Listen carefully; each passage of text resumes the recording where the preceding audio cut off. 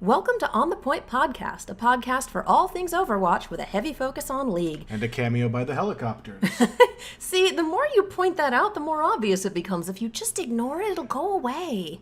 I can't help it because when I'm trying to record an audiobook and I have to be like hyper aware of the sound because I need super clean audio for that, this has become like a legitimate trigger for me where it's just the fucking helicopter comes by and I get angry. Gotta get you a sound booth. Yeah, that's kind of a project we're planning on doing at some point in the near future. It'll be future CJ's problem. Yeah. Current CJ's problem is helicopters. Yes. But we're here to discuss roster moves, weekly matchups. And the longest game of Overwatch known to man. Yeah. Oh, jeez. That was the point where I started regretting the fact that Blizzard Arena does not sell alcohol. Yeah. I was there for that. It was the end of the day. It was Easter, and it was just, you can probably, at some point, hear me and several other people going, Why?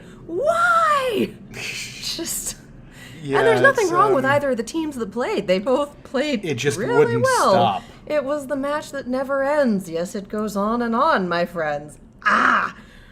She was there for it, if you couldn't tell. Yeah, I was. So I couldn't just, walk away. Well, I could walk away and do other things if I wanted to, but some of us like to stay till the bitter end. You're committed. And see Dogman get a bowl cut on Watchpoint. Anyway, I'm Katie. I'm the support main. I'm CJ, and I'm fucking made of sweat right now. You are the main tank. You're not good at this role thing, are you? No. Try for me. No. That look says no. That look says no. I have a lot of stuff to do, and I'm busy, and it's just a lot. Too busy to try. Okay, I understand. All right. Anyway, neither of us are going to commit to this bit, so let's move on. We have last week's results. The shit out of it. You really are. That's not even a no and. That's just a no. I sandbagged harder than the fucking NYXL in stage 4. God, how about the NYXL on Friday? Yeah. No, that was a choke. Regardless, that is not the performance we expected from these guys. No, but anyway... let's talk about Thursday first. Yeah, Thursday first. NYXL versus Fusion, a little more in line with what was expected. NYXL gets the 3-1 win, and we both picked XL.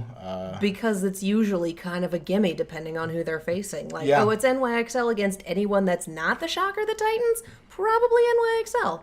Yeah. Well, the Gladiators and Seoul are getting up there too. Yeah, no, a lot of teams have been having a very good stage. Oh, yeah. And I feel like this week really kind of solidified the patterns that we're seeing. San Francisco Shock with a 4-0 over Toronto Defiant. Look how surprised we're not. Next match, Florida Mayhem versus the Los Angeles Gladiators. We both picked Gladiators, and they deliver with the 3-1 win. I'm kind of surprised that Florida took that first map. Honestly, they're looking better bit by bit. Like, their team coordination is getting there. And I feel like Swan especially has been showing up a little bit more. Like, that's good. Right now in the current iteration of the Mayhem, the tank line's kind of the weakest part. And Zephyr is still inconsistent, but I felt pretty good about how Swan performed this week. Okay. Last week more than this week, but I think he did fairly well in the Gladiators match. Dragons, they stumbled a little bit more, but I still think he had his moments. Yeah. Up next, Vancouver Titans over the Dallas Fuel 4-0. We both picked Vancouver for that. And that's Thursday. Friday is kind of where we enter the negative zone a little bit. Friday was a lot of staring into the void, I think. Yeah, New York XL has their winning streak in regular season play snapped. They are no longer undefeated. They are 12-1 as the Atlanta Reign spanked them 3-1. Like those I don't know how this happened. Honestly, like part of it was the New York. It comes down to a few things, which is one, Atlanta were playing way more cohesively than they have been recently. They just looked like a much better team than they were last week or the week before. They had their shit together. They lost to the Valiant, and nobody wants to do that this stage. So it's like, we're not doing that again. I don't care who we're up against next. We prep. Yeah, they were on the same page. They looked good. And honestly, I feel like NYXL kind of played a little differently than normal as well.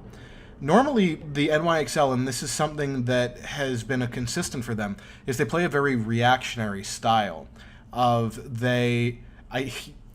I'm momentarily gonna distracted. Does your cat go in the cabinet often? She opens the cabinet to go into it. Okay, I don't feel so bad because Winter has figured out how to open my closet doors, and I cannot for the life of me get her to stop. Yeah. So I feel better, and also, okay, I'm not seeing things. No, that happens. Anyway, NYXL. NYXL played things a bit differently than normal. Like, their general approach last season and this season as well is they play reactionary. They kind of take longer neutral fights. They let the other team be aggressive, kite back, sort of play the fight out until someone makes a mistake, and then they go in really hard. They were pushing a lot more strongly from the word go, and I feel like it's just not something they were really used to. Yeah. And I will say a lot of it just comes down to them making these mistakes, kind of overextending and pushing into fights in a way that's different from their usual, and I don't think they were comfortable with. But Atlanta Rain also just, like, pulled it together. They really pulled it together, and I want to give them a shout-out because there were a bunch of fights that they realistically should have lost, and then someone just came up big. Like, they had that... They were, like, full-on clutching in a lot of situations. Like, they were just firing on all cylinders, and New York wasn't. I've seen people after last week and this week, the going joke is that the Atlanta Rain are streak breakers. They broke Valiant's losing streak, they broke Excelsior's winning streak, and then they broke Charge's losing streak. Yeah. And I'm just like, what are you doing? I don't know. It's definitely not the same team that we saw last stage, and I know it's so easy to be like, well, Defren left. I'm like, yeah, but as we've discussed with the Valiant, one person can upset the balance of a team, but it's not make or break. It's multiple factors. Well, and we've seen that the Rain can perform because they beat NYXL. Yeah, and they performed well and made it to playoffs last stage as well. Yeah. Like, the thing is, I think it's a combination of Defran leaving, so you need to bring in Baby Bay, who needs to become incorporated into the team. And really, I don't think Shock were scrimming with him much. I would be surprised to hear that he got a lot of prep time. Well, that's also why Sleepy got traded. Yeah. Well, yeah, you have to prepare him for the metagame. You have to incorporate him into the team. And he's also not really known for playing the Zarya, so it took him time to acclimate to that. They had FRD in, or Fried in, over Dako for a bunch of it, and they had to incorporate, again, another new player into the team and into their existing structure. And I feel like now they've kind of worked out most of the kinks, and we'll see them start to really refine their strategy, their comms, and we'll start to see them get to the place we kind of expected them to be coming into this stage. So they might be more of a stage 3 team, because we've got a whole 2 weeks left in this stage, and this coming weekend is an abbreviated one. Yeah, I don't think that they'll necessarily... I don't think they'll really... I think they'll perform well in the rest of the stage, but I feel like at this point, getting into playoffs is kind of a Probably rough not shot. gonna happen. Yeah, they could clinch it, but there's a lot of people that'll be sitting at that 4-3 mark. Yeah. Anyway, up next, Houston Outlaws versus Philadelphia Fusion. And we both picked Outlaws, and I genuinely don't know what I was thinking. I have hope. I genuinely... I have been critical of the Outlaws on this podcast many a time before. Yes, I'm aware. And from the Dallas fan. Yeah, I know that's not why. Yeah, I don't have any disdain for them, and in fact, I like a lot of their players quite a bit. I'm just so constantly disappointed that it's almost hard not to be a little bit bitter. I have to wonder if, because we've got a 4-0 here and a 3-0 further down. Yeah. And I have to wonder, like, how much of this is players, how much of this is coaching decision, because you see moments where they're really solid, and then it's like, well, let's switch back to GOATs. And it's like, stop that. Stop it. Well, we're not in a GOATs-only meta anymore. And I realize it's still a going meta, but I don't think they're playing to their strengths when they switch to GOATs. And I don't know if it's just, you have to play GOATs on this map. Because we've seen that's not the case. Well, the thing is, it's not necessarily the case, but on a lot of maps, GOATs is going to be the ideal composition. Like, basically, you can do other things, but on paper, Goats is the one that's going to have the most, that's going to be the best for you. The thing is, Houston has struggled on Goat. Yeah. And the sun is slightly warm. Yeah, they've constantly had trouble with Brigitte play. Like, Arhan, I think, is a little better at it than Jake, but with Jake not there, their communications are very clearly lacking. And they really noticed that on Sunday. They honestly, both of these games, they looked like they couldn't find their ass with both hands in a map. Because this was the same team that last week took that first map off Vancouver like it was nothing. Yeah, and the thing is, they still look really good on that one point of Busan, especially. Yeah. On the Shrine. Like, they have that worked out real well. They know what they're doing. But I'll be real, they just don't look like they're in the same place. Cool Matt isn't where he needs to be a lot of the times. I don't think Muma's Reinhardt, and I know that this is kind of sacrilegious because he is one of the better tanks in NA. His Reinhardt has never impressed me, and it continues to not do so. I mean, but you're putting him up against Roar and Bumper and... Well, yeah. Is it Gushue? Gushue. And a number of other tank players who are just better on Reinhardt. Yeah. Being a good tank doesn't mean that you're good at all the tanks. They all play very differently. Oh, no, and that's true. But the thing is, at a certain point, you need to be good with this hero, especially in this metagame. Oh, yeah. Where he'll be played a lot. His Winston is incredible. His Aris is really good. Yeah. His Hammond is really good. But his Reinhardt play is lacking to me. And I don't know whether it's... Like, it was something that I really started to hone in on first during the World Cup this past year. Back before we knew just how domineering Goats would be and how much we would all come to just... Goats again! Whatever. I can't This is the argument that will never die. I don't give a shit. Like, I'm over it.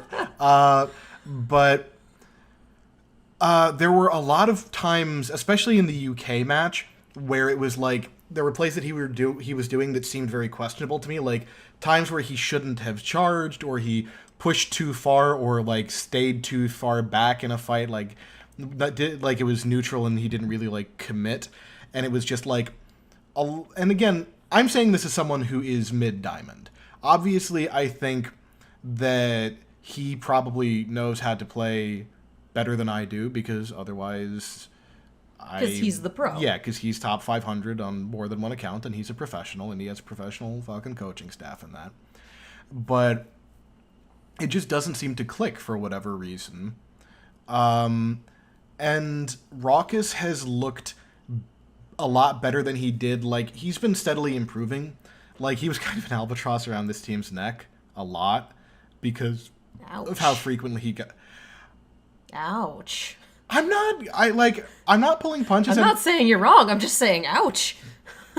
It's true. Like, whether it was him getting overly aggressive and getting picked, or his positioning being wrong, on Zen especially, he just seemed to die first so frequently. And when your Zen dies first in Goats... Yeah, yikes. Zen's one of the really, like, they're all really critical parts of it. Yeah. But Zen's one of those ones that's really make or break. Like, if you lose your Zen, that fight's real hard to win. You need to keep your Z's alive. Yeah. But he's been looking better. But I feel like the compositions they're running either don't suit what their enemy is playing, because the amount of time they spent playing Moira with Ding on the Pharah in the Shanghai match. I have no idea why they didn't switch. He was completely uncontested. I know. Oh, believe me, I know. I have no idea why we didn't switch someone to hit scan and just... on City Center you had Dante on the Soldier, but he just didn't do anything. Yeah. There was very little value. But anyway, I'm not going to go into specifics too much on this, but it's just like, well, yeah, but that's the Shanghai match, and we'll talk about that later. But the thing that's frustrating, and the thing that I think that makes Houston Outlaws struggle, one thing I want to draw attention to is I feel like they got hit by, like, the corporate shuffle going on with Optic Gaming. I think you're right. Like, losing some people, the company downsized a bit after they got... I think they were put on... They're under new ownership. And I think, like, Flame, even on when he was on a Vast stream or Watchpoint or something, made a comment about how they were understaffed. And I feel like it shows. Like, they're definitely not quite as refined. But I think the other thing that's difficult is that basically when you're approaching preparing as a team and developing your strategies and all that, there are a couple ways that you can approach devising your team's strategic identity, which is, one, you can try and play to the metagame, the way that people like NYXL or like the Valiant tend to do, where they will go in, they'll learn that strategy very well. And I say the Valiant, like, because they really did that last season. Yeah. And then the meta shift, along with a number of other things, caused some trouble. Yeah, but they learn that strategy, they play it really well, and they play that more often than not. So you can learn by playing the metagame and using a highly polished meta strategy with good coordination and good individual play to really carry the day. You can also go towards like the Chengdu and I think now Shanghai route of you look at what your team can do and go like, okay, well, what are the best strategies I can do to emphasize the individual strengths of my players, and basically what can I do with these pieces that may not necessarily be the metagame, but it's what these things will be best at in unison. It's the fuck the meta, I do what I want strategy. And honestly, that's part of what's made Chengdu so much fun to watch. Even if they're not doing well in a match or in a stage, they're still just a blast every time they go up against someone. Yeah. It's entertaining. The thing is, they have a very strong team identity. They know what they're going for.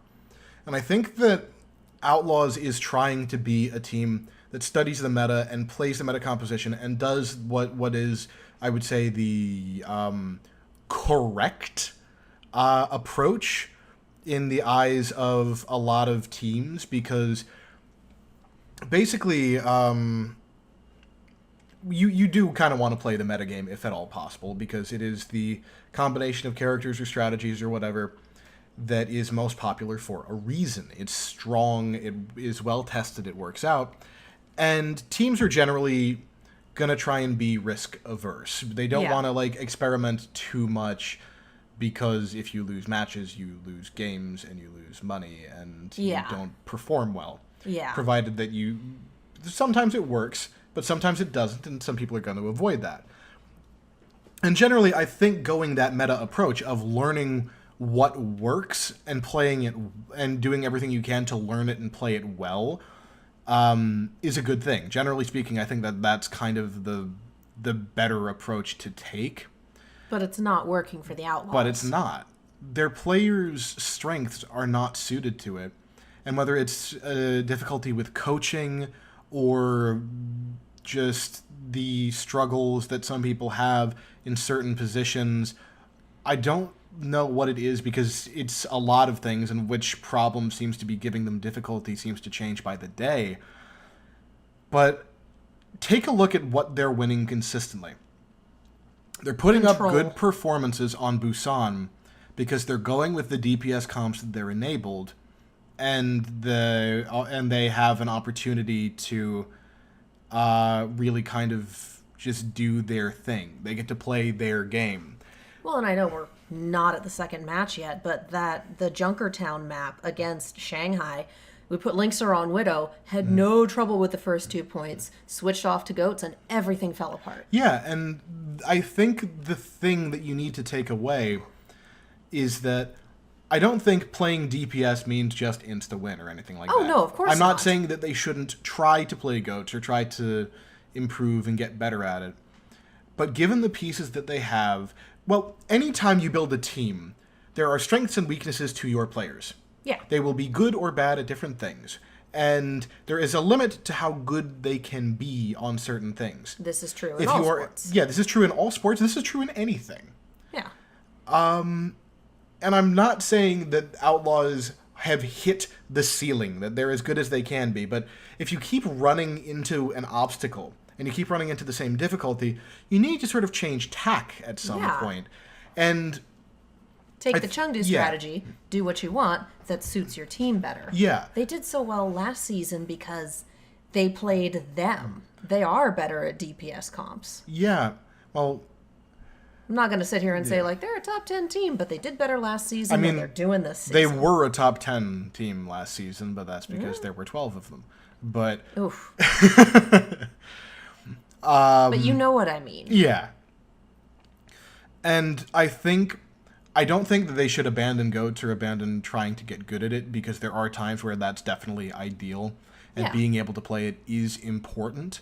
But at the same time, you can see teams like Shanghai now, especially. Like, honestly, I think Shanghai's kind of become better Chengdu because they know what they're doing, they know what their game plan is, and they're utilizing the strengths of their roster very well. Will that necessarily let them beat teams like Vancouver or Shock or NYXL? Probably not. Because those teams are crazy good. But then we saw NYXL fall to Atlanta. They're crazy good, and they're crazy good at the meta. Mm-hmm. And the weaknesses of DPS comps in a GOATS meta are fairly apparent in a lot of cases. Low hit points. At this point, something needs to change because the formula is not working. And I wonder if they won't benefit from the 2-week break between... Oh, I think they will. Yeah. Because from what I'm seeing, and I voted on my All-Star picks a while ago, and I don't think they've finalized a list yet, but ain't no one from any of my teams making that. Nobody, which is crazy. Yeah. But, yeah, I think that they need to experiment, and they need to try to run some of the DPS comps more. Like, find out what works, because clearly playing the metagame is something that hasn't quite clicked yet. Yeah. There needs to be some rethinking there. And I heard, and I don't know if this is true because I didn't see a source on it, but I heard that they don't have a hell of a lot of budget right now, probably as a result of the corporate shuffle. So it's possible that they can't recruit, or they can't afford to let their coach go and try to get a new one, or whatever. Yeah. Like, there are some avenues that may not be open to them if that news about finances is true. Mm-hmm. Which, again, I don't know. Yeah, it could be true, and I wouldn't be surprised if that was the case. But in any event, I think they need to start looking to play to their team's strengths a little bit more. And if that comes in the form of using DPS, maybe that won't help you against the best teams in the league, but at the same time... It'll help you against everyone else. If you can play your game and play it well, rather than play a strategy that might be more ideal but isn't as comfortable or polished.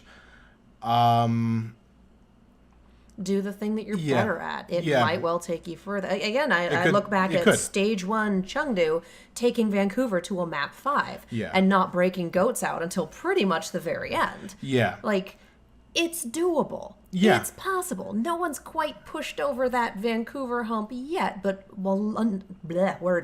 a number of teams have gotten close. Yeah. Not all of them running goats. So, it's definitely a possibility. Yeah, and it's just...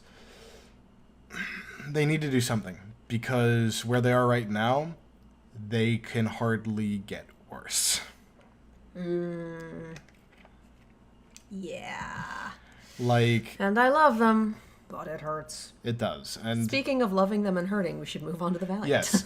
Valiant get the predicted, by both of us, 3-1 win over Washington Justice. Can I just say, they scared the hell out of me on I think Thursday was when this news broke. Friday morning was when this news broke. By the way, Sleepy got recruited to the Justice. By the way, we're starting him. What?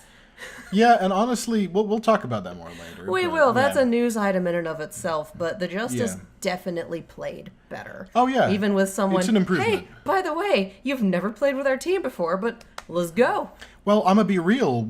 Guido was one of their biggest weaknesses on an individual level. And we'll talk about that more later, but I think it's good for the Justice. Anyway, and that was their team. That was their spirit day. Yeah. They were handing out little shields and everything. It was super cute. Hangzhou Spark beats out the Guangzhou Charge 3-2. Which is the best the Charge had done in a while up to that point. Yeah, honestly, both teams looked like they had improved quite a bit. Oh, yeah. Like, Spark especially seems to kind of be finding their footing now. Good. London Spitfire beats out Boston 4-0, and I think... Neither of us were expecting Yeah, that. no, we both picked Boston, because here's the thing. London Spitfire is very inconsistent. Either they look like a fucking mess, or they look like the best team in Overwatch. Well, when they were doing the best team in Overwatch bid, it got them the Stage 1 championship. So Yeah. I'm sure there's a banner hanging in the Blizzard Arena. Yeah. I'm sure there's, we want to live up to this. Do it. Yeah, and honestly, they've been looking really good, really consistently. Yeah. Like, Gesture's been looking a little more stable on the Reinhardt. They've looked more comfortable in Goats. And I think when they're able to bring out the DPS, they look good on that too. Honestly, Yeah. they just look like they've settled into a groove, and them firing on all cylinders is a very scary thing. And we'll, Yeah. see how that continues, because the London Spitfire are consistently inconsistent. Yeah, that's a good way to put it. Episode title right there. Consistently inconsistent. I was going to go with fuck the meta, I do what I want. Up next, Shanghai Dragons over the Florida Mayhem 3-1. We both picked Shanghai. Not surprising. Dallas Fuel versus Seoul Dynasty. We both picked Dallas, and Seoul gets the 4-0 win. See, I said I'd slept on Dallas, and the thing is I should have hit snooze. Yeah, well, this with was Vancouver, a match. like, it was a little more... That was what I kind of expected, though. They didn't do as well. Like, the thing about Dallas is... Now, this is going to sound weird for a second, but I feel like one of the problems Houston has, Dallas has as well. Which is, they're a 6-cylinder engine and only 4 of them are firing at any given time. Ooh. Tell me I'm wrong. I didn't watch this game. I was at a convention. So I can't honestly say. Whereas with Houston, it's like 2, maybe. But it's true. That's mean. It is, That's but... mean. It is, 2 but... cylinders will still get you off the freeway to a repair station. Hopefully. Yeah. The thing is, Seoul did a really good job of negating OG. They were on his ass. He was not able to get much value at all, and the team didn't really pick up around him in a lot of cases. And sometimes, and I just feel like they have a roster that is absolutely capable where everyone can pop off. They have that strength. But they didn't. And that seems to be a problem for them. It was against Vancouver, and it was against Seoul. OG is getting pummeled, and they couldn't keep him up. And they just weren't able to really take the pressure off of him by applying it elsewhere. I do wonder how much of that, like, Seoul got the 2-0, lead. Eichenwald could have been a turning point, but Toby played the best game of Overwatch that he has since the start of the Overwatch League. Wow. I did see the record setting. Dallas got within inches of winning that. Huh. And every time they did, 2 or 3 people would suddenly go flying off the map. Toby was Johnny on the fucking spot with the boops.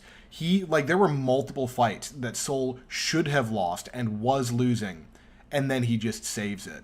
He ascended to, like, that... You know those times where, like, it's like Philadelphia Fusion is getting spanked, and then Carpe's just like, you know what, I'm not gonna miss. And he just hits that he just goes Super Saiyan for a little bit. Yeah. Toby had one of those moments.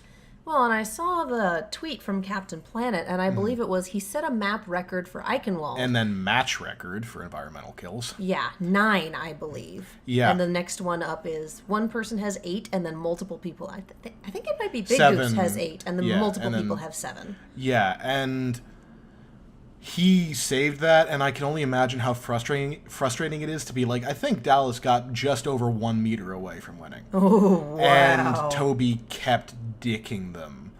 And it's like... He did his job. He did.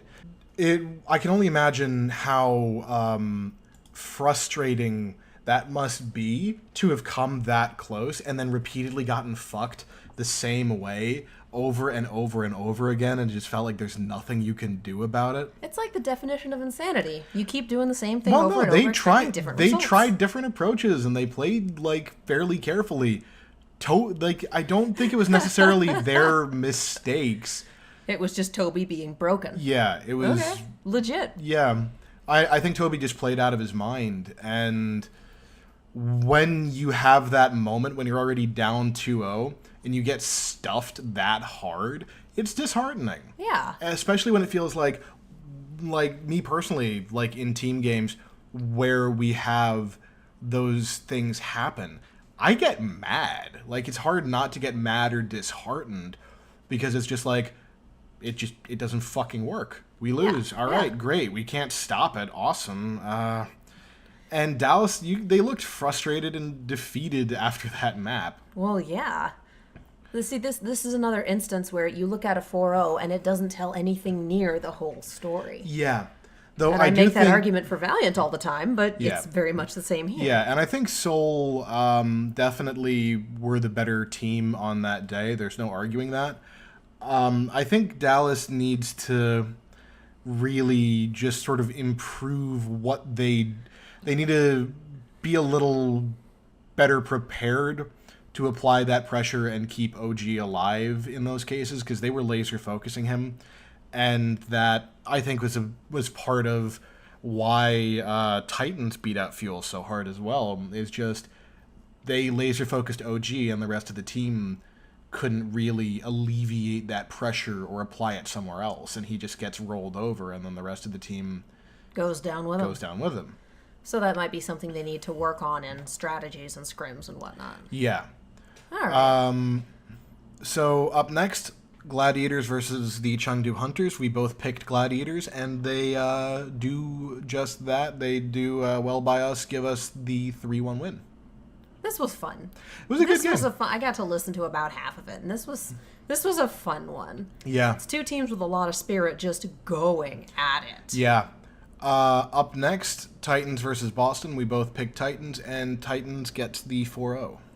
See this? I was in the arena for these 4 matches because I had nothing to do on Easter and Yeah. I didn't want to be alone in the house. So hey, let's go to the arena. Cheering for the Titans is fun because you know they're gonna win. And there's something to that. And I did make the bumper does what bumper wants sign. So if you Yeah. saw that, that was me. Yes. Having a lot of fun. And then it wound up on the Overwatch League signs Twitter, which then wound up on screen on the stream and then got liked by the Titans official Twitter account. Yeah. So it's like, Yeah. oh, traction. Yeah. Cool. But this was a fun one to watch. I feel like it was even more fun just to be there, especially Yeah. since the Boston fans were also in it to win it. Oh, for sure, and they It always was a are. good match. I will say, I feel like Titans had a really good game plan, which is, I think, kind of how you beat the Uprising if you can manage it, which is just don't let fusions play Overwatch. And I mean, there was more than one instance of there's no way they're going to win this fight, and it's the last fight of the map, and they're, oh my god, how did they pull that out? Oh yeah, no, they are incredible at just coming up clutch. Oh, yeah. They have such ridiculous skill and coordination that you cannot fucking shake them at this point. Oh yeah. Some of the people I was sitting next to were Rain fans, and there was no one in there in Titans colors. I think maybe I saw 2 people all day. So we're like, all right, this is the Houston cheering section. We're gonna cheer for the Titans right now because Yeah. there's no one here. Trying to figure out how to cheer for them, and then talking with the people next to me, and she leans over and goes, if we root for the villain of the anime, does that make us villains too? And I'm like, don't think about it. Don't think about it. It's again, as someone who watched Runaway for so long, hearing them as the villains of the anime, I'm like, you don't know what the fuck you speak of. Oh, I just thought it was hysterical. Yeah, and I'm like, I know. we're cheering for them because Boston has a really loud section, and we're sitting in their Oh, section yeah, right I now, know. and no one else is here for them. So we're Yeah. picking up the slack in the same way that we're gonna pick up slack for the Spark when that happens, because no one's here for them either, and there are shock fans on both sides of the aisle. For sure. And again, I'm not denying, I'm not decrying any of that. It's just one of those things of like, me personally, that's a, you stop talking now. Whereas I'm just seeing the Titans have been depicted as Thanos and as the Titans in Attack on Titan several times each. And I find this hysterical. Yeah. Whereas for me, it's just like, vindication! And they're trying to cultivate like this bad boy image. And I'm like, none of you are bad boys. You're hysterical. I just You're love cute, that. and I want to squish your cheeks. I just love that Bumper talks shit with that embarrassed, like, oh, I'm saying something bad smile. I've been naughty. Yeah, he like, honey. That's the look on his face. Yeah. Oh yeah. So, anyway, up next, Houston Outlaws versus Shanghai Dragons. This was the Outlaws' worst performance since their game against the Valiant. Not taking a single point. We full held them, and then we couldn't take the single point afterwards, and that was just, ugh. We chanted just one tick at one point, and then we stopped when it became clear that that wasn't happening. They were just throwing ults out for, like, Anubis especially, was they were throwing out ults for nothing. They seemed to have a game plan, like, going into it, or at least I'd assume so when you've gotten Blade up and you're closing in on Nano, or, you know, whatever. And it just goes out the window the second the fight starts, and I'm just like, dudes. Yeah. And like I said, for that final match, they finally brought Linkser in. They had him on the Widow. They were playing to their strengths, and they took care of the first 2 points of Junkertown like no big deal, and then they switched to Goats and got rolled. I will say, though, this is the map that I think also... the match that also really proves that I think vindicated me personally in me saying that Shanghai is better Chengdu, because Chengdu is chaos. Oh, yeah. I don't think Chengdu knows what Chengdu is doing most of the time. But that's okay, because Chengdu is definitely doing it. If they don't know what we're doing, if we don't know what we're doing, they can't know.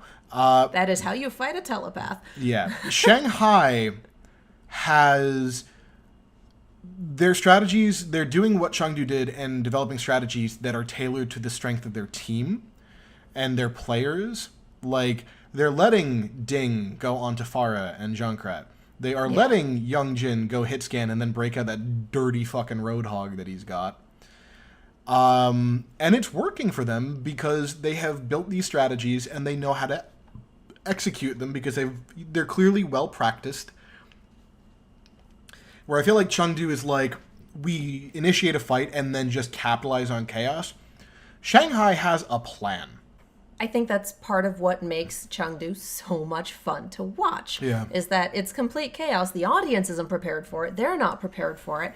And it's just so entertaining because it's so unpredictable. And that's not really something that you get when the going meta is Goats.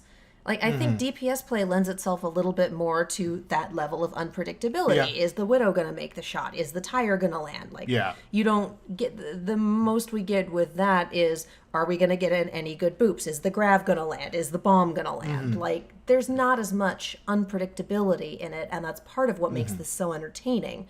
So Chengdu just being 100% unpredictable makes them this shining beacon of hilarity and entertainment in this desert of Goats. Yeah, but here's the difficulty. People know how to beat what they're doing now. Yeah. That doesn't make them any less fun to watch. Yeah. They have built a ceiling for themselves. Oh, yeah. But I will still adore them just because they're fun. They're a fucking blast. Yeah. Up next, Hangzhou Spark versus the San Francisco Shock. We both picked Shock, and Shock gets the 4-0 win. Look how surprised we are not. Yeah. Oh, yeah, and I don't know if I mentioned it, but I picked Dragons, you picked Outlaws on the last map. Yeah. And then Atlanta versus Guangzhou, a.k.a. the match that wouldn't end. Jesus Christ. We both thought Atlanta would win, but Charge really completed their kind of upward trajectory of getting better by increments over the last week or two, and they got a win. The best summary that I saw of this game, especially the middle two maps, is that these teams, when they play well, are very accustomed to taking things very quickly, but a lot of short sprints equals a marathon. And like, you're right. It was a lot of quick 2-point takes, and they just kept stacking. The defenses just kept collapsing instantly. And it's just like, oh my god, why? Why? To the point where I love Captain Planet. I love his stuff. The help, I'm trapped in a dojo. Yeah. This has been the longest on Hanamura. Help, now I'm trapped in the UK. To the point where I flipped one of my signs over and wrote, help, I'm trapped in the Blizzard Arena. Sadly, it was illegible from stream, but at that point, there were like 20 people left in the arena, and we were all feeling. And most of them were Atlanta fans. Almost everyone was gone already at that point. There were never that many people to begin with. Yeah. Because Easter. Yeah. But most of the people who were left were Atlanta fans, and then the rest of us were just stubborn. And I feel bad for Guangzhou having no one there to be a dedicated cheer for them. Yeah, they're one of those teams that I feel like just hasn't found their fan base in at least the Blizzard Arena, especially. But I was going to say, I wonder if their fan base just isn't mostly in China. It could be. And I mean, Spark, I think, got some immediate love just because they're pink. Yeah. And then they picked up these people, all these people that we know, and then we're doing really well for the first couple weeks of stage 1. So I think the power of branding helped them a lot. Oh, yeah. And the fact that they were the ones to start the new, it's not really a tradition, but the new trend of doing art for upcoming matches. To the point where 3, 4, 5 other teams have picked up on it. And they made a mascot. They make adorable art for everything. And we all just sit here and go, I want to know what the Spark's doing next. Show me the mascot. Show me their little pink seal. And I think they were the first ones to depict Vancouver as Thanos. Well, yeah, I think they were the first ones that did the Attack on Titan.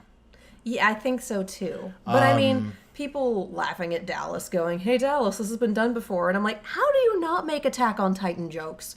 Just because someone else made it doesn't make it any less valid. We're all still getting eaten alive. And you'd think the internet of all places where people endlessly recycle the same fucking joke for everything they see ever. Yeah, but how dare you make a Photoshop of something that uses the same joke as someone else? Haha, Attack on Titan. And I'm like, the team is called the Titans. Of course they are. Yeah. Come on, guys. Let it be. Yeah. Have some fun. Whatever. Anyway, predictions in. We would be at 70 predictions made, but we forgot the fucking Valiant match last time. I can't believe we forgot that. I am currently sitting at 53 out of 69 predictions. Nice. Batting average of 0.768. You are close behind with 50 of 69, with a batting average of 0.724. I'm surprised I'm doing that well. I got my lead back. Well, yes. Yeah. We all knew that would happen. Guess I got my swagger back. That's because I vote with the heart, you dick. True. That's because you're smart and I'm hard, and that's how this works. All right. Good description of the formula. Yeah, well, you refuse to take on the expert tag, so we have to do other things. Because anytime someone does, there's just a queue of people like, oh, well, this is fucking stupid, moron. And I'm like, I just don't want to deal with that. We don't have a big enough audience for that. You'll be fine. Yeah, it's true. It's just easier for me to admit that I am an enthusiast who studies this closely, but expert is extremely generous. Expert in terms of this podcast. I mean, yeah, by this standard, but... Yeah, that's the standard that we're working with. Your standard is me. We all know where that lies. Yeah. Whatever. Do the live read. Never. All the time, actually, because I like talking about this. Yeah, On the Point is sponsored by Fred's BS. Breads and spreads by Fred. Fred's BS is an LA local one-man baked goods business that offers unique flavors in small batches. Whether you're looking for homemade jams, brownies, blondies, or brown sugar buddies, the best cookies you've ever had, Fred's BS can provide. All products are made in small batches with fresh ingredients, nothing is ever frozen, and Fred provides, he does that, a plethora of flavors that can't be found in stores, like the aforementioned brown sugar buddies or his strawberry peach paradise sunrise jam. Also, if you're LA local, you can choose pickup instead of delivery and get your goods even sooner. Head to fredsbs.com and use coupon code ONTHEPOINT for 20% off your entire order. That's fredsbs.com, FREDSBS.com, and coupon code ONTHEPOINT. Fred's BS. Treat yourself, because you deserve it. Let me just drop things. The fucking scuffed cast today. Just going to punctuate it. Woo! Yes, absolutely treat yourself. Oh my God, spring's coming up. Have some cookies, have some jam. If you're local, have some pie. My next paycheck is at the end of the month, and I'm so ready. I know. My God, those cookies are amazing. Yeah. So yeah, it's picnic season. It's Mother's Day, you guys. Yeah. Mother's Day is coming up. Get her some cookies, get her some brownies, get her some jam, get her one of the little Fred sampler boxes, and show her that you love her. Do it. Do it. Do it. Do it.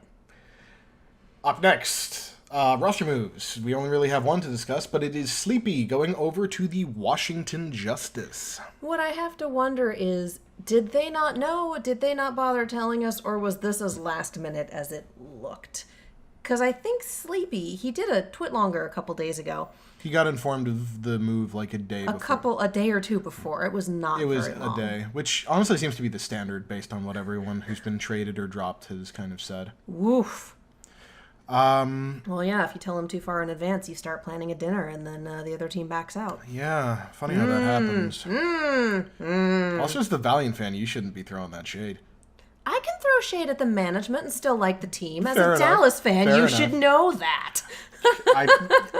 Hey, you were there for me saying, what the fuck is Kai doing? Oh, yeah, no, I feel like, oh my gosh, I know those memes where it's like the three hands holding hands in a circle. I feel like it's Dallas fans, Houston fans, Valiant fans, and then in the middle, loving the team but questioning the management. Like, yeah. yeesh. Anyway, I feel like this was a really good move for the Justice, and it affects the Support shock line. not at all. Yeah. So there's literally no downside if, like, Washington's like, hey, we'll give you a shit ton of cash for him, and they're just like, all right. Well, and Krusty, the coach of the Shock, Yeah. came out and replied to the initial tweet announcing it and said that they wanted to keep Sleepy on the team. They wanted to have him for a different meta, but it wasn't fair for him not to play. Yeah. So, Which I can respect. Yeah, don't keep someone that you're not going to be able to play, whereas he's moving to a team where he will have that opportunity. Yeah. And Sleepy was talking about, I hadn't scrimmed for like 2 months, so I was kind of nervous, and he's starting with a Justice and did pretty dang well. Yeah. No, he did. He played well. He played up to his usual standard, which is exactly what Justice needs, because going into, like, pretty much coming through stage 1, their biggest problem by far was their support line. They didn't seem to be on the same page. You would see double support ultimates used a lot. You'd see support ults used at very questionable timings. And Guido, formerly of the Soul Dynasty, formerly of Lunatic High, he used to be a DPS player. Oh. Which I don't know why that he's been put on the flex support spot and has been playing it. Oh my God, as a they've pro been for so pulling a long. kookie. Oh dear.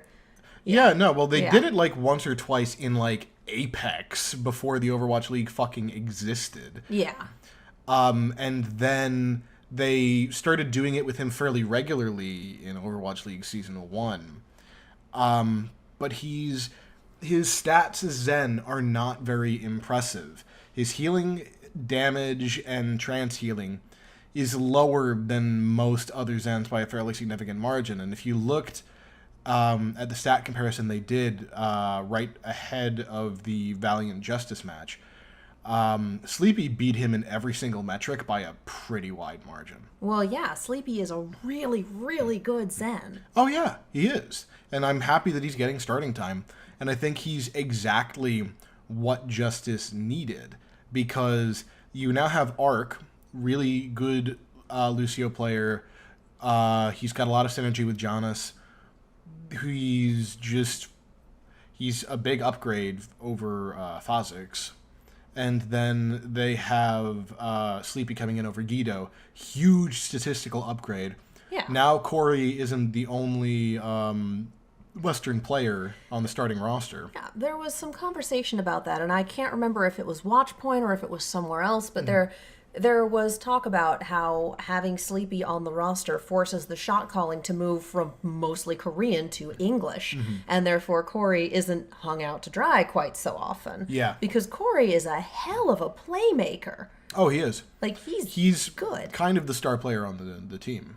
Yeah. So now that there's someone that he can communicate with, and now that it's focusing a shift in communications, that should also benefit him, benefit their DPS, benefit their ability to sync as a team. Yeah. So I'm glad that we played them before Sleepy got integrated.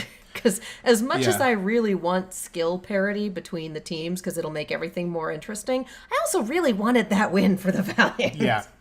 Like, understandably. I can be unbiased and also biased. Allow me my cognitive dissonance. I think this is a move that's really good for the Justice and will help them improve as the season goes on. Yeah. It's just awesome for them. And I think it's good for Sleepy, too. He had, if you check his Twitter, he did that twit longer. He did a really nice, like, individual goodbyes for everyone on his team. It was really sweet. Sword Art Online is not a top 10 Sword Art Online is not a top 10 anime. I cackled. He's right, you know. He's absolutely right. It's not a bottom 10 either, I will give it that. It's pretty but it ain't good.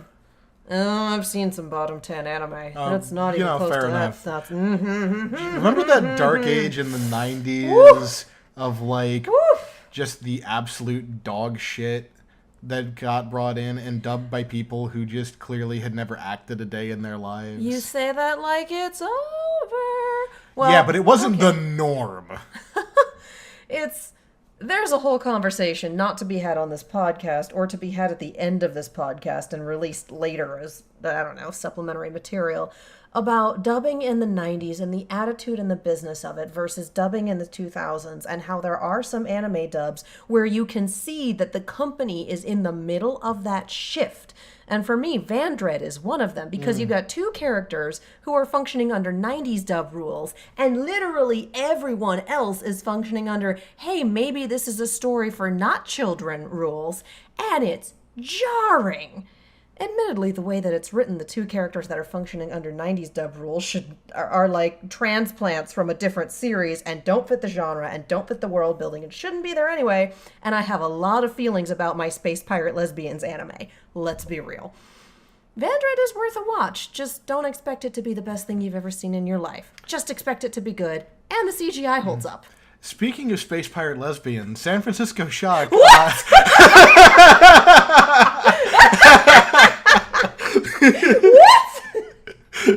The reaction I was hoping for. What? Why do you? I feel so bad for our people who listen in headphones. I'm not sorry, but I'm also sorry, but I'm not sorry. Fuck you. Anyway. That's our title. That's our title. Anyway, speaking of Space Pirate Lesbians, the San Francisco Shock. it is. San Francisco Shock's 20-map winning streak. Haven't dropped the map since the Stage 1 finals. We've got two real big streaks of dominance going on, which is San Francisco Shock's 20-map winning streak and Vancouver tying Boston's all-time 15-match winning streak by beating Boston. And again, speaking of Space Pirate Lesbians, this is an anime, Overwatch League. I was going to say, this was one of my favorite tweets about whether or not Overwatch League is an anime, pointing out that Vancouver's 15th match win would be against Boston, who held the record at 15. Yeah. Like Overwatch is an anime, and I'm like, yeah, how else do you explain the rain? Yeah. So that I feel like both of those are worth pointing out, but I feel like none of those are a surprise. No, it does really show, though, how ridiculously strong these two rosters are. Two teams, a lot of people, us included, rated very highly going into this. Yeah, and I mean, a map winning streak is crazy. Yeah. Because the Shock are trying to do the 7-0 for this season, which hashtag winnable from the way things have been going and looking ahead at their other opponents. I need to double check who their next opponents are, because they're not playing in the Homestand weekend. They are not. Yeah. Oh, right, my fucking internet's just committing seppuku. Okay, just keep talking. I'll pull it up. I feel like it's something that's really just... depending on who their opponents are, it is entirely possible they could, like, perfection a stage. I would not be surprised. And that's really sick, because the 15 match win is super impressive. A 20 map win, not dropping anything against anybody, Because some of those matches, yeah, they're not playing next weekend, are they? No, they are not. We need to look at week 5. Week 5, and just week 5, because they're almost done. So they're up against Philadelphia, which could go either way. Oh, no, they're going to win. No, they're going to win that, but I don't know if they're going to drop any maps. And then the Dragons. Both of whom I think are capable of taking a map. Yes. But we also thought that the other, well, not necessarily the Spark, because the Spark are improving, but not necessarily as good as they have been. But some of the other teams that they've played, the fact that they've 4-0'd everyone so far in this stage is bonkers. Just bonkers. So it's crazy. And again, it shows how ridiculously dominant these teams are. But man, that'd be a hell of a record to hold if you could oh my god, 4-0 everyone in a stage. That would be legitimately insane. You don't even have to do it for the finals. Just, it's like, yeah, we did the 7-0, and we literally never dropped a map. Mm-hmm. It's like, yeah, try beating that. Because even Vancouver doesn't have that. No. And Vancouver at this point is our number 1 rated team. Well, also, Vancouver are lulzy motherfuckers when they've already won. Yeah, it's true. Or they lose a map 1, and then they go, all right, let's go. Yeah. So then they drink their protein shakes and just roll the fuck over everyone in their path. Bumper does what Bumper wants. Yes. All right. Up next, developer update, the workshop. It dropped, I want to say today. Yesterday. Yesterday? I think so. One of the two. Yeah, it dropped very recently. Because Tuesday's patch day, isn't it? I think so.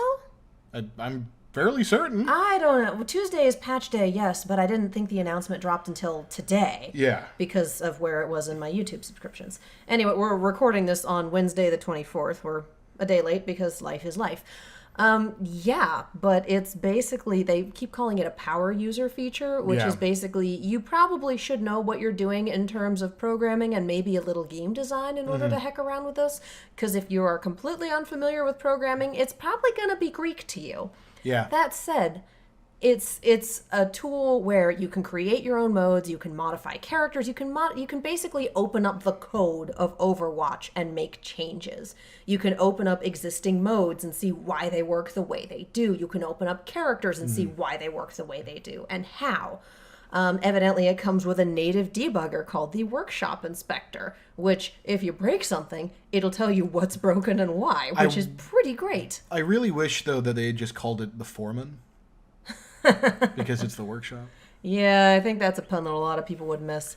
They've got a couple modes in there to play with already.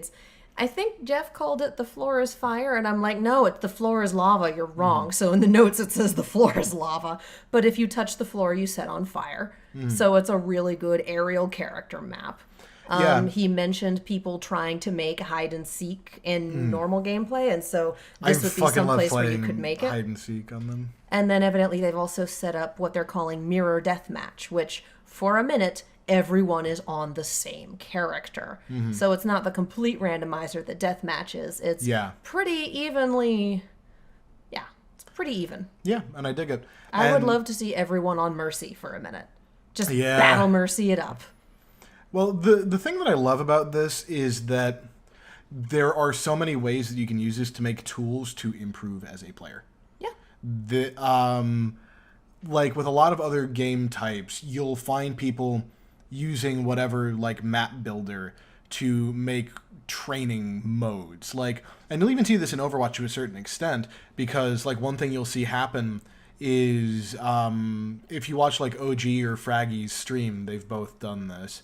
Where they'll have like AI on like expert difficulty crank down damage received and turn up ult and just practice on a bunch of like extreme Zenyatas just using your primal and just juggling people off the map, and that's a tool that people have used.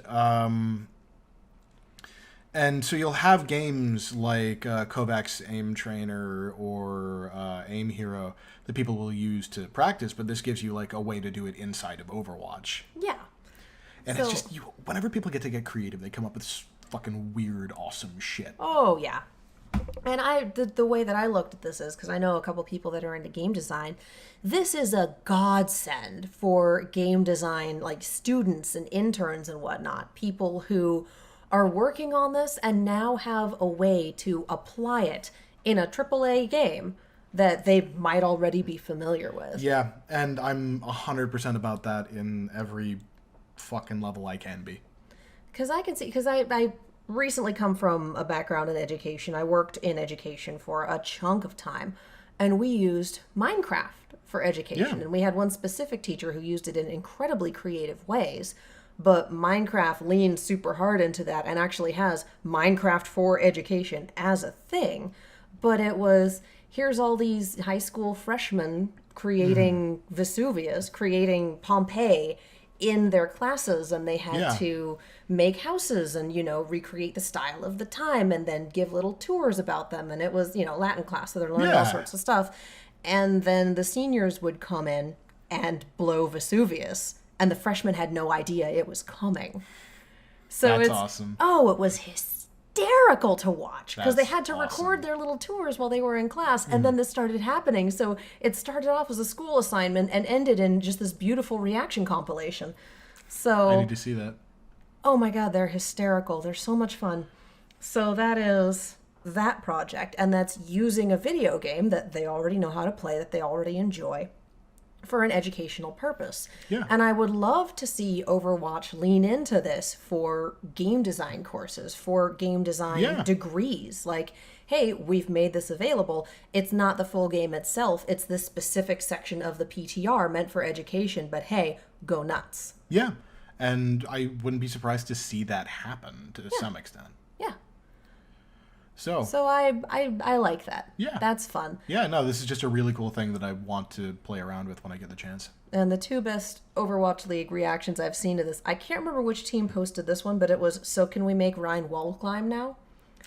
And then the other one that I saw was San Francisco Shock on Instagram. Delete Brigitte. Yes, Oh, no. it was on And then, Twitter as are well. we doing this right? I'm like, God damn it. Well, it was on Twitter, and the best thing is Matilda Smedius, the voice actress for Brigitte, responds big oof. And Shock goes, hey, Matilda, we love Brigitte as a character. We're just not a fan of the stunned.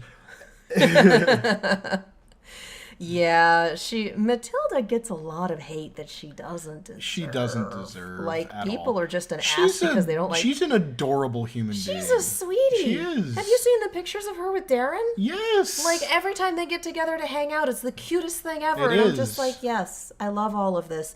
She's a lovely human being, and you all should go inform her of such. Yes. Because she is, and we want to drown out the idiots who don't understand that there is a line between in character and out of character, and that Matilda was not responsible for any of Brigitte's build, just the voice. And that's something. It's Skylar White syndrome, where the actress who played Skylar White got a lot of in-person shit for things the character did, and it's like, I have no control over that. People gave me scripts. I'm playing a part. What the fuck is wrong with you? Oh yeah, Lena Headey gets that all the time for playing Cersei. Like, people would Jack Gleason got it for fucking being Joffrey too. Oh yeah, he quit acting. Yeah. That people would go to signings and have the actors sign their books, and they'd try to skip over her, and she'd grab it and sign it anyway. Yeah. And I'm like, I love you. You're so nice. I love you. Mm-hmm. But you gotta understand that they're helping tell a story. Mm-hmm. So you can't get mad at them for doing their job. They can- They're bringing these villains and these complex characters, and in Brigitte's case, a wonderful paladin that I adore, so Yes. hush, she's wonderful.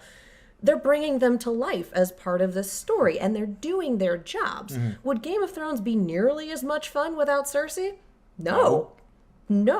It's a crazy political drama, and it's super fun to watch, even when it hurts.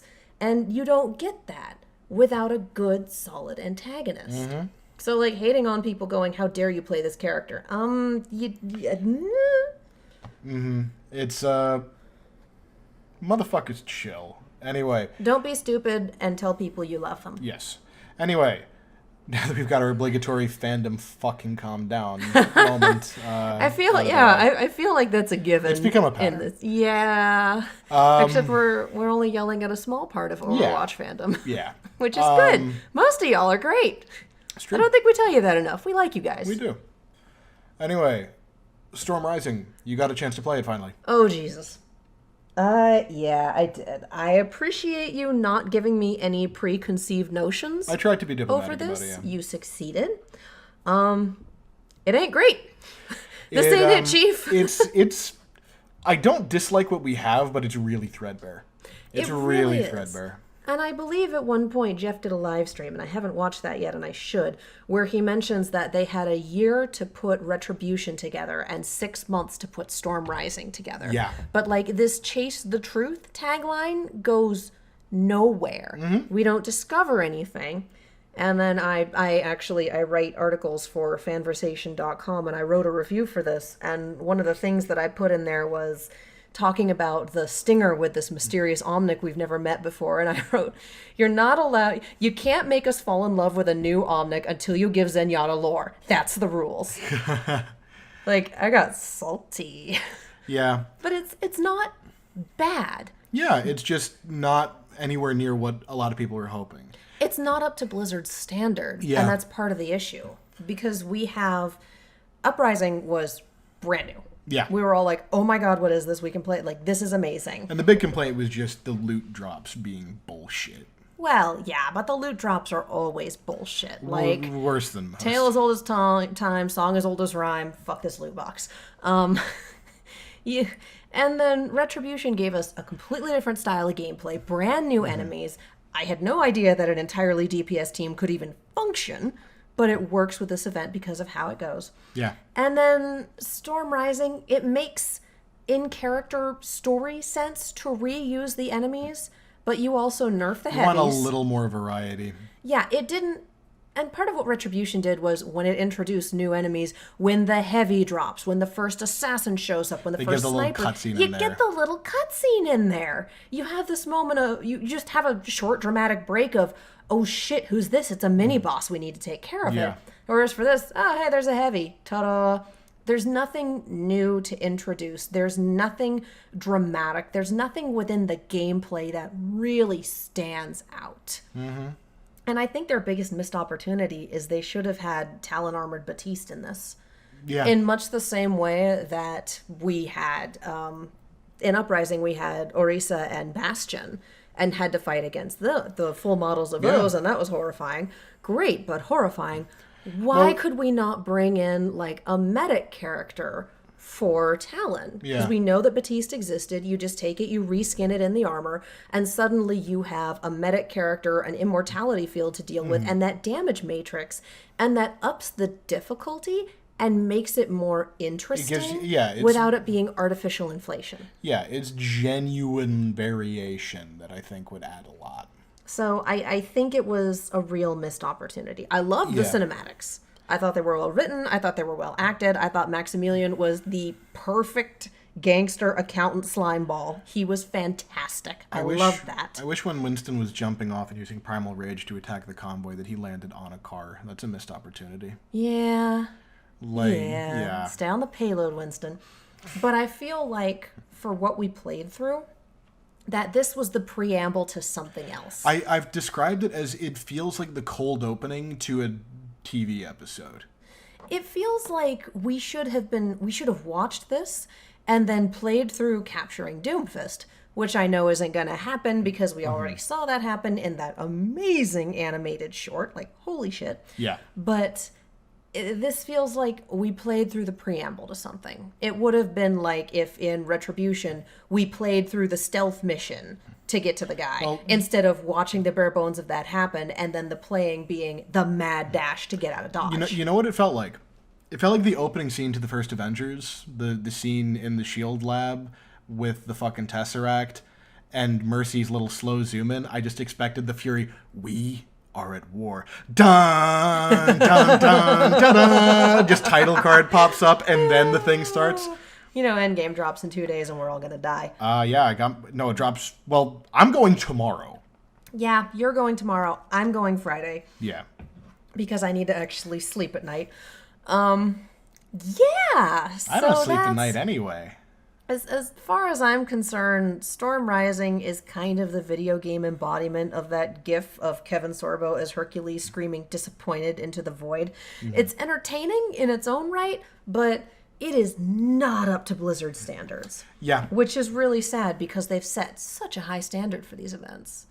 And it's not like there's nothing in it that's broken. There's nothing in it that's unplayable. They've made a solid event. They've made a solid gameplay mode. It's just in terms of what we're actually doing in it. It's like, I usually play on normal and hard as a challenge. Maybe I'll just run the sucker on hard and see how it goes. Yeah, it's a little bit underfed. It is. Anyway. It is. But I mean, you can't keep it up forever. No. And No. I think that Blizzard has definitely heard the feedback, and I hope that none of it was too vitriolic. It's the fucking internet. It is gonna be. Yeah, but anyway, I'm pretty sure that that's things they will take into account for next year's. Speaking of cool shit, though. Speaking of cool shit. Dallas Homestand. We're getting our first, in a few days, we are getting our first games played in a team's home venue. We are getting a taste of what the big overarching plan for the league from day one was. This should be interesting. I'm very excited to see it. They've sold out a fucking 4,500 seat venue. See, and what I'm wondering about for this is they've sold out that venue, and they've sold out, when they did it at Barclays, they sold out Barclays. I wonder if it isn't the rarity that makes this happen, because when it's here every week for Blizzard Arena, they have trouble filling the arena every day, depending on who's playing. Well, here's the thing. It's here every day. Yeah. Whereas later on, teams will be playing in their home venues. They'll be traveling around a bunch. Yeah. So you might have 1 or 2 days a stage.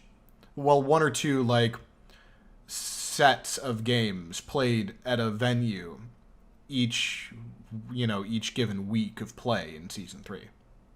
True. Think of it like a baseball team. You'll have away stretches, and every team will have that. And so no one's going to be having games played in their venue every single day. True. It naturally builds in a little more of that scarcity that I think will help keep people from getting too fatigued. I'm just wondering, I don't know if we're going to be able to sell out a 45,000 person seat. 4,500. 4,500. A lot of people. I'm good at numbers. I don't know that we're going to be able to sell out a 4,500 person arena every time. I don't think you will every time, but you just need to get enough butts and seats. This is true. But again, here and in Barclays, they were repurposing it. And as well, when the Valiant hosts the LA one, they're going to be doing it at LA Live. Yeah. But we have Philadelphia that's built an esports arena for the Fusion. And so again, I just have to wonder, the investment versus how many people do you really think you're going to get? How well is your team doing? Which sadly has a lot to do with it. That's true. And I will say, I feel like it's going to be difficult for teams for example, the Florida Mayhem, who have a relatively small fan base. Yeah. But the thing... They also have Anthony. Yeah. But my point is, I think Season 3 is going to be very good for this model. Because it's the first time people are going to be able to go to see their teams play with any kind of regularity without either, A, spending a fuck ton of money. Yeah, those Dallas prices were... Woo. Well, I'm just saying without spending a fuck ton of money to get to LA and buy tickets and lodging and whatever and watch shit. This is also true. Without spending a fuck ton of money or living in LA. Yeah. This is the first time in this upcoming season that you're going to get to see your team in their city with something with relative frequency. And I wonder if this isn't a testing ground for how it's going to be. Oh, it is. This is absolutely a trial run for production, for getting the teams, located and moving and all that. So it's going to be... This is very much a dry run, but a lot is going into it, so I'm very excited to see what happens. Yeah. Especially because we're going to have a big crowd, a lot of whom have not gotten to be there in person for this stuff before. Oh, yeah. And I know local people who are traveling to Dallas. Nope, my team's playing, I'm going. Yeah. If I had the money, I'd be fucking doing it. Oh, Dallas. Whatever. It's my team. I'm not talking more like Dallas, the city. I know. I'm saying I will put up with Been there, done that. Okay. I'll put up with it. You'll put up with Dallas to see Dallas. Yes. Okay. Anyway, we will have 8 games being played on Saturday and Sunday. Might as well have the short weekend during the travel weekend. Yeah. And this might be kind of the norm going forward, too, which would kind of take some of the pressure off of teams traveling because, a big concern about the franchise and traveling and playing home and away games model is that Overwatch League schedules are already very demanding. Yes. And then add on travel. Which to that. will wreck you, especially if, hey, we're going to go play a game in Guangzhou. Yeah. We're going to China. Yeah. So it's not like traveling with a football team where, you go a couple hours out of your time zone and maybe you go to bed earlier. It's fine. You're halfway across the world. Yeah, and that's not even getting into the logistics of getting players routinely into other countries. Getting the travel visas, getting the vaccinations. Yeah. Getting all of that crazy stuff. Yeah. But that is a question for another day. What we have right now, though, are our predictions for the Dallas Homestand games. First off, Paris Eternal versus London Spitfire. London. Hangzhou Spark versus Chengdu Hunters. Ooh, see, this is an interesting one now that the Spark is getting better and the Hunters are a little more predictable. Yeah. Well, they were predictable to begin with. It's just a matter of did you know what to do about it? I think I'm going to come down on the side of the Hunters here because while the Spark are getting better, I still don't know that they are able to handle that level of chaos. It's true. I'm feeling the Spark, though. I would like for the Spark to win, but I'm thinking just given track records and given that they are still on a steady upward slope and given that Chengdu is just like flip the table and run, I'm going to go with the Pandas. Let's go with the Murder Pandas. Chengdu, I feel like, has a better chance, but I've got a gut feeling about this. I'm feeling Spark right now. And here's the thing, though, because I've admitted that Chengdu has, in my mind, the better chance of winning, I can give myself a 0.5 on the predictions. No, you can't. It's my fucking scoring system and my rules. How it works. How come I never get that then? Because you're not making the rules. Well, fuck you. I'm not going to do it. Well, fuck you. I'm not going to do it. I'm going to say you want to retroactively go back and give me a point every time. I'm like, well, this team's probably going to win, but I'm voting for the Valiant anyway. Yeah. At that point, I would have a better record than you. Yeah, although there are a couple times where I've done it. You would definitely be picking up a lot of points. But yeah. I'm going to say, you want to play that game? I wasn't planning on it. It was humorous. It was I know. Up next, Houston Outlaws versus Seoul Dynasty. It's gonna be Seoul. It's gonna be Seoul. It's gonna be Seoul. I have no faith in Houston to win at this point. Ouch. It's mean, but I'm being completely honest, and I'm not trying to be toxic or anything about it. Oh yeah, ouch doesn't mean I'm offended. Yeah. It's just, woo, that hurt me where I live. They just haven't given me a reason to. Yeah. Next, Valiant versus Fuel. I am picking Fuel on this. I will pick the Valiant. Up next, Hangzhou Spark versus Paris Eternal. Ooh, that's another. You know what? Let's go Spark. It's going to depend on what Spark brings and what Paris brings. Yeah. Honestly, these two teams, in terms of their performance, are so near each other right now that it's hard to call. Yeah, they both have similar levels of like, okay, we're good at this, but we're struggling with this. Yeah. I think I'm also going to give it to the Spark. Because I feel like they've got the ability to flex to the more DPS-heavy comps with a little more ease than Paris has. Dual Spark predictions. Yeah. Yeah. Chengdu Hunters versus London Spitfire. London. I was going to say, flip a coin. It depends on which London comes to play. They've been good enough consistently enough that I feel fairly safe with that. They have. Yep. Let's do London.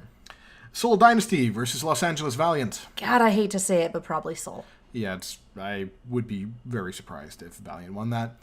And then finally, the Texas Showdown. Dallas versus Dallas. Houston. Given Houston's track record, I would love to see them flip a table on Dallas. I super would. I would not. I want to see them win, but I don't want them to win now. You want to see them beat Seoul. Yes. See, and here's... What's killing me here is that we've got 8 teams. We kind of mix it up a little bit. We've got 8 teams that are 6 of them are at a relative tier together. Yeah. And then you've got the Outlaws and the Valiant. But you're not having the Outlaws and the Valiant play each other, which might be a closer match. I wouldn't put the Outlaws and the Valiant on the same level anymore. Yeah, we've gotten that much better, huh? Partially. I'll take it. No, they have performed a lot better, but it's more damning of Houston than Valiant. I know. I'm aware. This is two of my teams, two of my 5 I know. teams we're talking about here. Like, I know. But here we are. It's going to be a rough weekend for me either way. A little bit. And the games start at 9:30 a.m. Pacific. Fuck. Yeah. Yeah, I know. Yeah. So I'm going to go see Infinity War at 9:30 at night, get back home at 1, and then... You mean Endgame? Fuck. I'm that traumatized. You know, I have not been nervous about Endgame at all. And then last night I watched Mother's Basement's review of Infinity War and talk about, Thanos being the main character and whatnot and just breakdown of the analytical structure. And that's when I got nervous. Not even like the film theory about who's going to survive and who doesn't. That was just like, it's film theory. They do what they want. Yeah. But rewatching a Mother's Basement video from almost a year ago, that's what made me go, oh God, Endgame is coming. We've got the Battle of Winterfell and Endgame the same weekend. The best joke that I've seen on Twitter was overheard in the writer's room bit is talking about Game of Thrones. So what Stark do you think is going to die? And the person goes, Tony. Like, oh God, Endgame is this weekend. Yeah, I saw that. So I saw that. It's going to be a rough weekend for like everyone who is into either of those franchises. And God help those of us who are into both. Yeah. Stay off Twitter, everyone. Yeah. Stay off Twitter. Stay off Twitter. And if you are on social media and you've seen either of the things, or if you're in public, be nice. Don't discuss things. Don't say things like just. I was about to bring up the Matt Key. Yeah. Someone who got to see a press screening of Endgame discussing it loudly in a restaurant. Like, don't do that. Loud, don't do that. spoiler-heavy conversation in a fucking Paquito Mas. Like, don't do that. Don't do that. So that's your be kind. Especially be kind to your movie theater employees, because there are going to be some AMC theaters that are open for literally 4 days straight. So be kind to the people working the graveyard shift, because they probably don't usually. And also, whatever problems you're having are probably not their fault. And also, don't talk spoilers when you come out of the movie, because even though you've just seen it, there are people waiting in line who haven't, and there are people working at these movie theaters who probably won't get a chance to see it till midweek next week. Save it till you've hopped in your fucking car. Yeah, save it till you get home. Save it for the internet with heavy spoiler tags or indirect messages with people after you've confirmed that they've also seen the movie. Yeah. Like, it's been 10 years of Marvel, you guys. And how many years of Game of Thrones? We skipped a year, and they're like 7? Because this is season 8. This is season 8, and the show It's originally been dropped in 9. 2010. Yeah. So it's been 9 years of Game of Thrones and 10 years of Marvel. Holy shit, what is life? And they're all culminating. Well, Game of Thrones isn't completely culminating this weekend, but it's a massive battle. And the first phase of Marvel is culminating this weekend. So, guys, be nice. Don't say spoilers in public. Be kind to your fellow people. Don't be an asshole. Yep. We believe in you. We believe in you. Don't disappoint us. Off topic, but relevant. Yes. Anyway, I'm so excited for the Dallas Homestand stuff. Yeah, it's a very eventful weekend. It's going to be emotionally painful for me no matter what happens. And I have to record audiobook stuff all weekend, too. And that is why you set it up on another screen and put it on mute. Yeah. Yeah. Well, I can't record during the day anyway because of... Fucking planes! Yes. I have to show you the video I was referencing. So then you're fine. Yeah. So then you're fine. Alrighty, well, let's wrap this then. Mm-hmm. You can find me on social media at _rage_nerd on Twitter. I'm actually doing a thing right now where I am working with Crit Snacks because I'm a big Critical Role fan. And during the end of Kickstarter campaign party they were doing, they were a friend of Joel Hodgson from Mystery Science Theater, his DM was going to be making mead for them, and it got destroyed in the mail. Aww. And he made sort of a half-joking call to action for critters to make mead, and I homebrew mead, so I'm doing it. All right. We have a poll going on for the next couple days of picking the last of the 4 flavors that we're going to be making. So go and cast your vote on that if you like Crit Roll. I am also a main tank player for Mercury Cougars on Overwatch Pretenders. We're in the off-season now, but later this month we will be resuming play. So, Are you still recruiting for your academy team, or is that over? I think we're still trying people out. So if you are a member of the Overwatch Pretenders, or if you're an Overwatch player in the gold to plat range, feel free to come and try out for Mercury Cougars Academy. Do it. It'll be fun. It's a lot of fun. I'm Katie. You can follow me all over the social medias, as well as on YouTube and Twitch at Kiaxet. That is Kiaxet. I also do many, many Rooster Teeth podcasts. You can find them all at anchor.fm/The Rooster Team, team with an M. Right now it is RVB Recall, where we go episode by episode of this season of Red vs. Blue and talk about things that happen. So for those of you who are familiar with my after shows, that's what we're doing. Same crew, same fun discussion, just slightly different medium there. You can follow On The Point on Twitter at On The Point Pod. We're going to try and be a little better about live tweeting games when we're not busy as anything, dear God. So there is that. Also, this podcast is now available on iTunes. Yes. On Apple Podcasts, that thing. It's available on Apple Podcasts. It's available on Google Play. I think it might be on Spotify. I need to double check that one. And it's also on anchor.fm/On The Point. So if you prefer it in audio version, there is and not like YouTube version, there is definitely a way to do that now, and that should all be up to date soon, hopefully. I have been running into technical difficulties left, right, and center, but once I manage to overcome those, I will be victorious, and all episodes will be up, and it will be great. Hell yeah. If you want to support us, you can do it on anchor.fm/On The Point. You can also support our sponsor, because supporting our sponsor supports us. So head over to fredsbs.com, fredsbs.com, and use coupon code On The Point for 20% off of your order. Seriously, get your mom some Mother's Day treats. Do it. It'll be great. Or if you don't want to, do it for you, because you deserve good things. So get them for yourself. Yeah. Enjoy Dallas, y'all. We good? Yeehaw. Let's C9.